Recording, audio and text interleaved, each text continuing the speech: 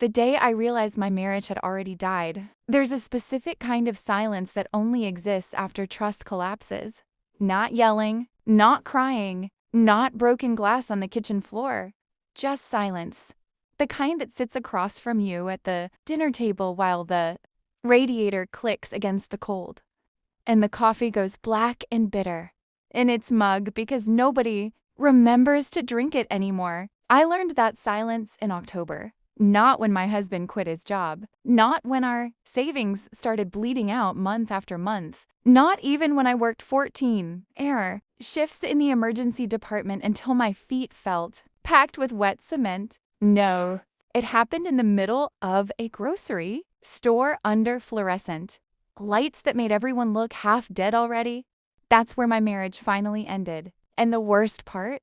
My husband had been sitting at home the entire time, pretending, breathing easy while I drowned. I used to think betrayal looked dramatic. Lipstick on a collar? Hotel receipts. Midnight phone calls. Turns out betrayal can look like folded laundry. It can look like your husband standing in the kitchen saying, "Long shift?" while your spine feels like it's grinding itself into powder to keep the family alive. And the cruelest lies are never the loud ones. They're the quiet lies, the domestic ones, the lies that sit beside you on the couch and ask if you want tea. Back in May, my husband told me his company had laid off his entire division. Outsourcing, budget cuts, corporate restructuring. All the polished little phrases companies use when they decide human beings are cheaper overseas. I believed him. Of course I did. He looked exhausted when he told me. Shoulders low, eyes hollow, voice quiet. It was believable because I loved him. That's the thing nobody warns you about love. Love fills in missing evidence. Love writes explanations for behavior that should have made you suspicious. So when he stopped helping around the flat as much, I told myself he was depressed. When he spent hours sitting in sweatpants on the couch, scrolling through job listings, I told myself he was trying. When he sighed heavily every time bills came up, I thought shame was eating him alive. Meanwhile, I picked up more shifts at the hospital. More nights. More overtime. More hours listening to heart monitors beep in dark rooms while exhausted families prayed for miracles that never came. I came home smelling like antiseptic and burnt coffee. And every single night, he'd look at me with tired eyes and say, "I'm sorry you have to work so much." That sentence, God, that sentence still crawls under my skin because now I hear it differently. Now I hear a man watching. His wife breaks herself apart while knowing the whole crisis was self-inflicted. If you've ever loved someone deeply enough, you know how dangerous routine can become. Routine blinds you. You stop examining things closely. You stop asking questions. You trust the rhythm. Wake up, work, dinner, laundry, sleep. Repeat until death. And somewhere inside that rhythm, resentment can rot quietly like water damage behind drywall, invisible until the whole structure caves in. Our daughter was 6 years old. Still small enough to fall asleep in the car after school, still young enough to ask why mommy worked when it was dark outside. That question nearly killed me every time, because I missed things. School pickups, bedtime stories, Saturdays. I kept telling myself it was temporary. Just survive this season. Just keep the lights on. Just keep everyone afloat until he finds another job. That was the story I fed myself at too. A DODM driving home through empty streets while rain crawled across the windshield. I believed we were suffering together. I didn't know I was suffering alone. And then came the grocery store. A Tuesday afternoon. Cold outside. Damp air. My hands dry from hospital sanitizer. I remember reaching for pasta when I heard someone say my husband's name. I turned. One of his former coworkers stood there beside his wife, smiling politely. The kind of accidental social encounter people forget about 10 minutes later. But I remember every second, every word, every microscopic detail, because that was the moment the floor beneath my life split. "Oh, how's your husband doing?" the coworker asked. I gave the same sympathetic smile I'd been giving people for months. Hanging in there after the layoffs. There was a pause. Tiny. But I saw it. His wife glanced at him. His smile twitched. Layoffs? He said carefully. And there it was. That feeling, like cold metal sliding slowly into your ribs. He left because of the office mandate, the coworker said. Didn't he tell you? The store suddenly felt too bright, too loud, shopping carts squeaking, Frieza fans humming, a child crying 3 aisles over. My fingers tightened around the pasta box so hard the cardboard bent inward. "I'm sorry," I asked. The coworkers shifted awkwardly. They wanted employees back in office a few days a week. He said he'd rather quit than lose remote work. His wife looked horrified, like she'd realized she was watching someone get shot in real time. I don't remember finishing the conversation. I remember nodding, smiling somehow. A mechanical smile stretched over a collapsing building. I remember walking to my car with numb hands. I remember sitting behind the steering wheel, staring at nothing while rain tapped softly against the windshield. And I remember one thought repeating itself over and over. Not he lied. Not we're broke because of him. No. The thought that broke me was simpler. He watched me suffer every day and let it happen. If you're still listening right now, subscribe. Not because this story is entertaining, because somewhere out there, someone is carrying a marriage on their back while the other person quietly enjoys the ride. And people like that deserve to be seen before they disappear completely. I drove home slowly that night. The apartment windows glowed warm from outside, domestic, peaceful, a lie wrapped in yellow light. Inside, dinner smelled like garlic and butter. My husband stood at the stove stirring pasta sauce, like a man playing the role of a good husband in a cheap theater production. "You're home early," he said.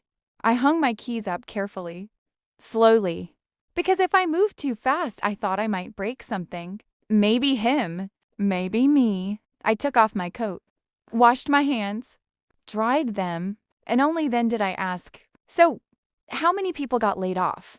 The spoon stopped moving. Just for a second. Tiny things reveal everything. He turned slowly. "What?" "At your company." I looked him dead in the eyes. "How many people got laid off?" The truth finally opened its mouth. He stared at me too long. That's how I knew. Not the words, not the explanation, the silence before them. Liars always need an extra second to decide which version of reality they want to sell. "Nobody got laid off," he finally said. The sauce behind him bubbled softly on the stove. Tomatoes bursting in heat, a domestic soundtrack for the end of a marriage. I nodded once. Just once, like someone hearing a medical diagnosis they already suspected. "And you quit." His jaw tightened. "They changed the remote policy." I laughed then, not loudly, not hysterically, just one dry sound that didn't even feel human, because there I stood in hospital, scrubs still smelling faintly of blood and disinfectant, while my husband explained unemployment to me like he'd made some brave political statement. "You quit," I repeated. "They wanted us back in office 3 days a week. And?" I didn't think it made sense. "And?" His eyes flicked away. There it was. Cowardice always looks away first. "You make more than I do anyway," he muttered. The room became very still. Even the radiator seemed to stop ticking. I looked at this man, this person I had loved long enough to build a child with, and something inside me slid quietly into the grave. No explosion, no dramatic collapse, just finality, like hearing dirt hit a coffin lid. "You watched me pick up overtime." I was looking for jobs. Remote jobs. He rubbed his forehead. I didn't think taking another office job made sense if I'd just leave again. I stared at him, really stared. His unwashed coffee mug near the sink, his socks near the couch, the laptop open beside him. All the evidence of a man perfectly comfortable inside the disaster he created. Meanwhile, I'd been eating vending machine dinners at 1 a.m. between emergency admissions. Meanwhile, my daughter had been asking why mommy missed bedtime so much. Meanwhile, this man was home every day, protecting his comfort like it was sacred. You could have told me, I said quietly. I knew you'd overreact. Overreact. Funny word. People love using it when they're cornered. Like emotional devastation is somehow an inconvenience to them. I leaned against the counter because suddenly my knees felt unreliable. You lied to me for 5 months. I didn't lie. That one almost impressed me. The audacity. You said your division was outsourced. They were restructuring. I looked at him for a long moment. Then I whispered, "You rehearsed this." He didn't answer. And silence is an answer. I walked into the bathroom and locked the door. Not because I wanted privacy, because I needed distance. The bathroom light buzzed softly overhead. I gripped the sink hard enough for my knuckles to pale. My reflection looked older than I remembered. Eyes ringed dark, hair tied back carelessly. A woman being slowly consumed by responsibility, while her husband debated. Ergonomic office chairs from the couch. And then I noticed something horrifying. I wasn't crying, not even close. The grief hadn't arrived. Only clarity. Cold, precise, surgical clarity. The kind surgeons must feel before cutting into flesh. Behind the door, he knocked gently. "Can we talk?" I stared at myself in the mirror. "No, you're acting like I cheated on you." My eyes closed. And there it was again, that need to minimize, to reduce betrayal into technicalities, as if suffering only counts when sex is involved. "You did worse," I said through the door. Silence. Long silence. Then, I said I'm sorry. The apology landed like ash. Dead. Weightless. Useless. That night we ate dinner, across from each other in near silence while our daughter talked about school. Tiny voice, tiny hands. Completely unaware she was sitting between two tectonic plates, grinding themselves into dust. My husband tried acting normal, asked about my shift, asked if I wanted more pasta, asked our daughter about a drawing she made, and every ordinary sentence made my skin crawl more, because now I could see the performance, the maintenance of comfort, the illusion. After bedtime, he followed me into the kitchen. "You're seriously blowing this out of proportion."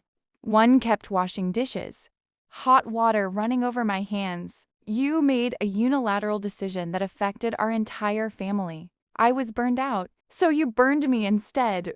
That shut him up for a second. Then he sighed heavily like he was the exhausted one here. "You don't understand how miserable that job made me." I dried my hands slowly, turned toward him. "You know what misery looks like?" I stepped closer. "It looks like driving home from a 14-hour shift, wondering if your daughter remembers what your face looks like in daylight." His expression hardened.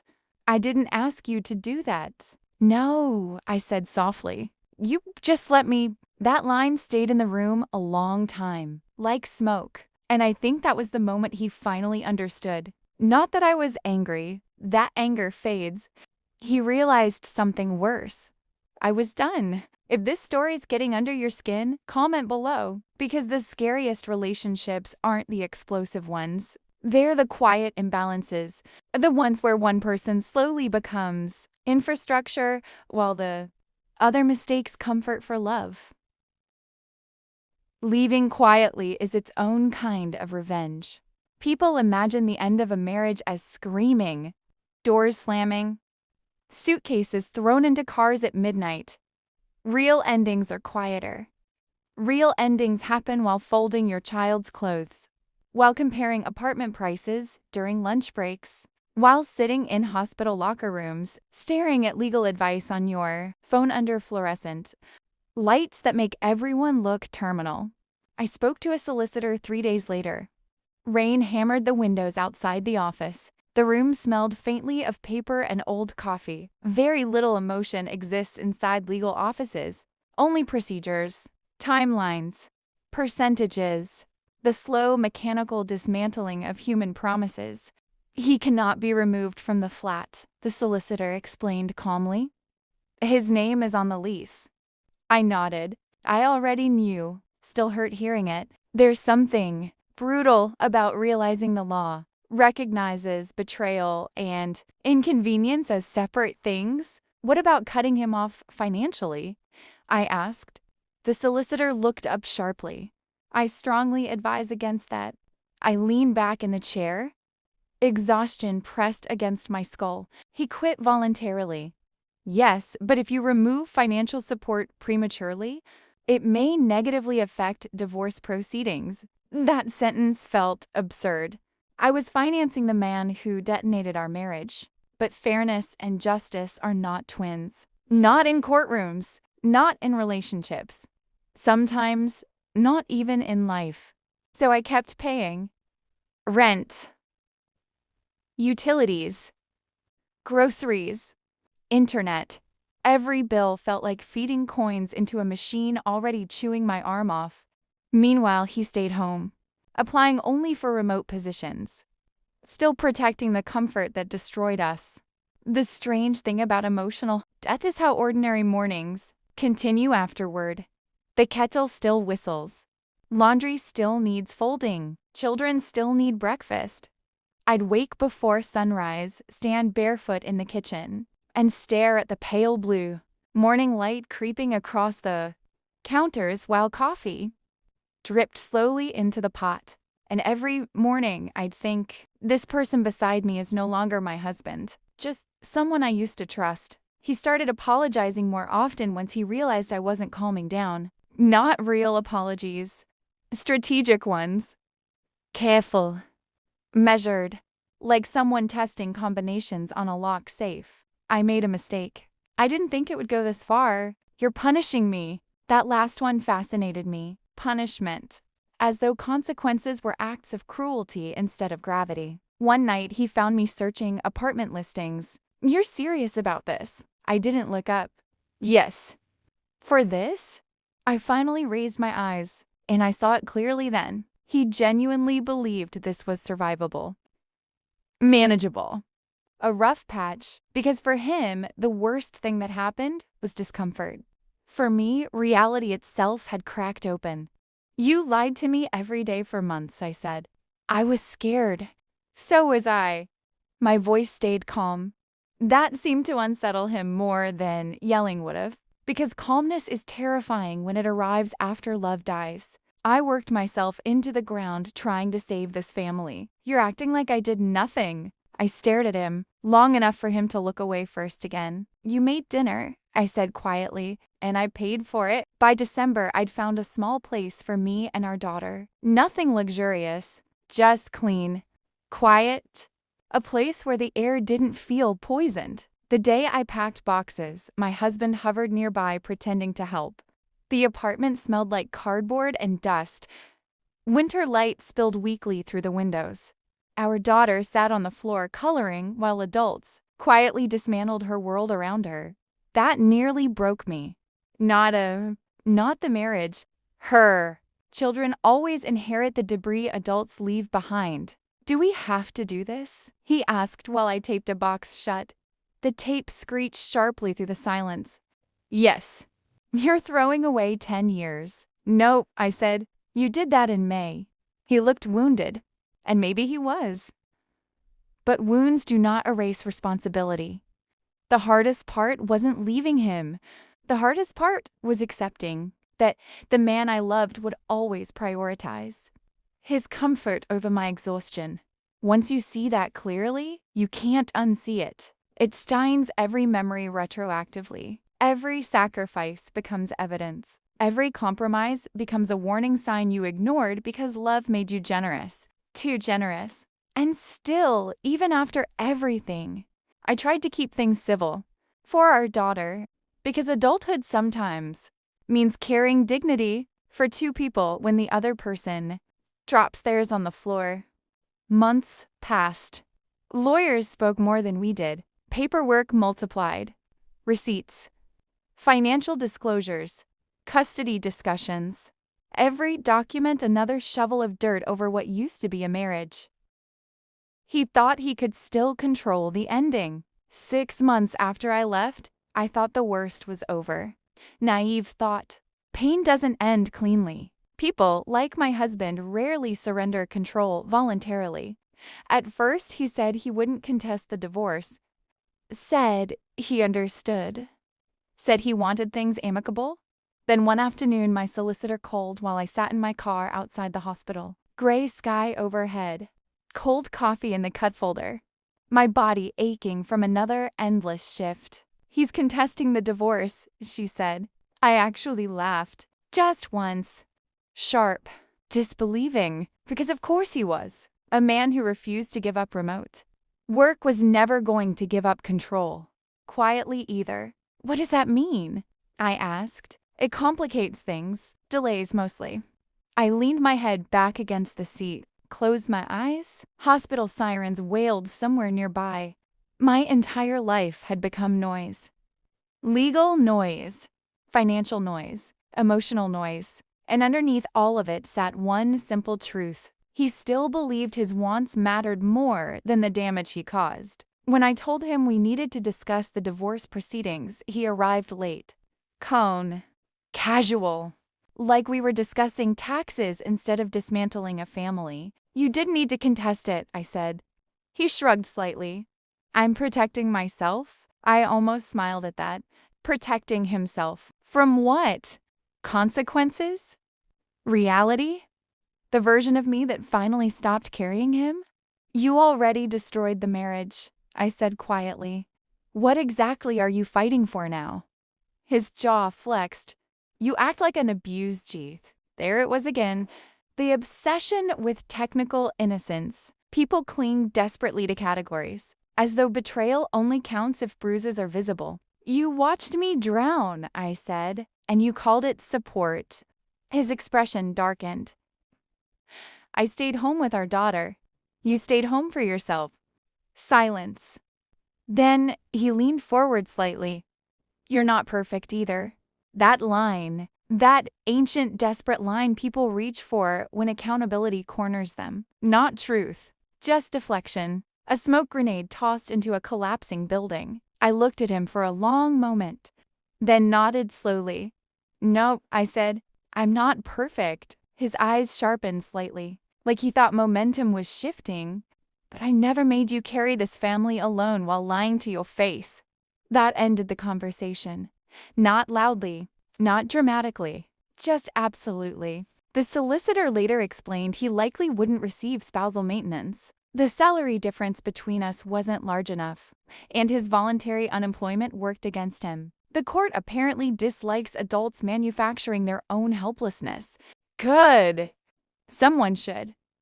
But even there, I couldn't fully cut financial ties yet. Everything moved slowly, painfully, slowly. The legal system grinds like old machinery, steel teeth turning inch by inch. And during all of it, I kept working, kept parenting, kept surviving, because survival becomes muscle memory after long enough. One evening, my daughter asked if mommy and daddy would live together again. The question entered the room softly. Like snowfall. I knelt beside her. She smelled faintly like shampoo and crayons. Tiny fingers gripping a stuffed rabbit. And in that moment, I hated him more than I ever had before. Not because he lied, not because he quit, because children always end up standing in the ruins adults create. No, sweetheart, I said gently. Why? I swallowed carefully. Because there are truths children are too young to carry. Sometimes grown-ups stop being good at taking care of each other. She nodded slowly, accepting it easier than adults ever do. Children adapt. That's their tragedy.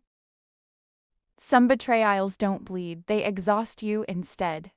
I still think about that grocery store sometimes. How ordinary it was. No thunderstorm. No dramatic soundtrack. Just fluorescent lights and bent cardboard pasta boxes. Funny how entire lives collapse in boring places. People ask why I couldn't forgive him, as if forgiveness is owed whenever someone says sorry enough times. But they misunderstand something fundamental. My husband didn't destroy the marriage when he quit his job. He destroyed it every morning afterward. Every single day he watched me leave before sunrise. Every night he watched me drag myself home exhausted. Every apology, every sigh, every performance of guilt, all while knowing the suffering was avoidable. That's what killed us. Not the unemployment. The deception. The comfort he protected at my expense. And here's the ugly truth nobody likes saying out loud. Some people will sacrifice the people they love to preserve their own convenience. Not out of cruelty necessarily. That's what makes it worse. They do it casually. Softly. Like taking blankets from someone while they sleep. Because they themselves feel cold. The anger eventually changed shape. It stopped burning, started hardening instead. Into boundaries. Into paperwork, into separate homes and custody schedules and signatures on legal documents. Pain matures if you survive it long enough. Sometimes, late at night after my daughter falls asleep, I sit alone in my new apartment listening to the refrigerator hum in the dark. Quiet little sounds. Ordinary sounds. Peaceful sounds. And I think about how strange it is that peace can arrive looking so empty at first. No grand revenge happened here. No dramatic downfall. No screaming courtroom victory. Just a woman finally deciding she would rather struggle alone than be quietly consumed beside someone who mistook her endurance for permission. If there's anything this taught me, it's this. Love is not measured by words during comfortable seasons. It's measured by burden. By who carries weight when life becomes ugly. By who steps forward instead of stepping aside. And once someone proves they can watch you bleed out slowly while protecting their own comfort, the relationship doesn't collapse all at once. It rusts through, silently, from the inside, until one day, all that's left is the sound of the metal finally giving way.